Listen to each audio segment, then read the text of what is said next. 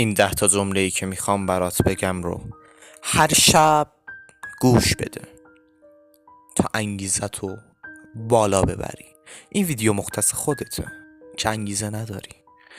هر شب و هر روز که بیدار میشی این ویدیو رو باز کن، چون وقتی هم ازت نمیگیره، و این 10 جمله رو گوش کن.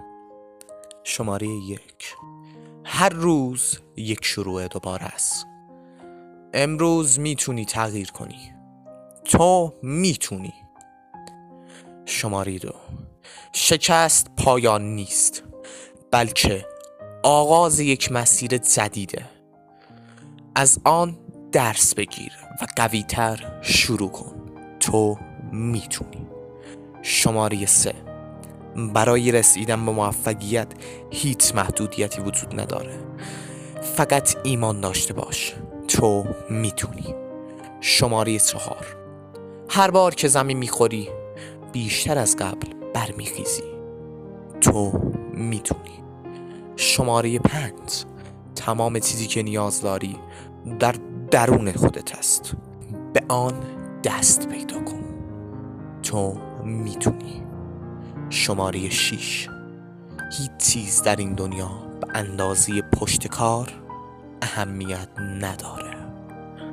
انجامش بده. شماره 7: آیا آماده‌ای برای قدم برداشتن به سوی آرزوهات؟ امروز آن روز است. شماره 8: اگر میخواهی چیزی تغییر کند، خودت باید تغییر کنی. شماره 9: هدفهایت از تمام سختی ها و چالش ها بزرگترن. آنها را دنبال کن و با تمام قدرت به آنها برس. شماره 10: تو قدرت این را داری که دنیای خودت را بسازی. هیچ چیز غیر ممکن نیست برای تو. تو میتونی. لایک ویدیو یادت نره و چنل رو سابسکرایب کن.